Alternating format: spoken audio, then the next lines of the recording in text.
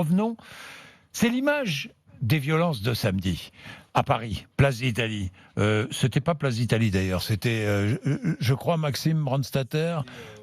Boulevard Beaumarchais. Deux policiers dans une laverie. Regardez les images. Deux policiers dans une laverie. Voilà un homme qui frappe à coups de barre de fer. Il y a des pavés qui sont lancés dans... Et avec une barrière, on transperce la porte de cette laverie. Les deux policiers sont donc réfugiés, encadrés, agressés par des casseurs. Eh bien, hier... L'un des hommes qui a agressé les policiers a été jugé en comparution immédiate. Maxime Brandstatter. Exactement, et de toutes les comparutions immédiates, c'était sans doute l'affaire la plus médiatisée. Donc comme vous l'avez rappelé, on y voit deux policiers se réfugier dans une laverie qui est assaillie par des manifestants, et un seul, a été interpellé à la suite de ces événements. Il a été condamné hier à 12 mois de prison ferme. C'est la plus lourde peine que j'ai pu constater lors des comparutions immédiates hier. Il a 38 ans, il est père de 2 enfants, et il s'est véritablement effondré au moment du verdict, les yeux pleins de larmes, l'air perdu.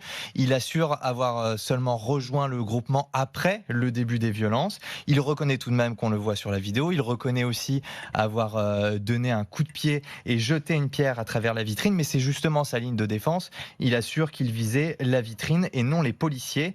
Il le garantit, il n'était pas le plus virulent et il n'a jamais souhaité blesser les forces de l'ordre. Concernant les autres prévenus qui comparaissaient hier, quel était leur profil ? Alors, des profils assez jeunes, souvent la vingtaine, on s'approche de 40 ans pour les plus vieux, des revenus souvent modestes pour la grande majorité. Ils ont des situations familiales ou des vies très stables. On a des étudiants en cours d'insertion professionnelle, des chômeurs avec des promesses de CDI, même un ingénieur de 27 ans, donc plutôt bien inséré. La gravité des faits, elle varie. Ça va de la simple possession de lunettes de protection à la violence contre personnes dépositaires de l'autorité publique, à savoir les forces de l'ordre. Il y a très peu d'émeutiers récidivistes. On avait la sensation hier que ce n'est pas les plus virulents des casseurs qui étaient dans le box des accusés.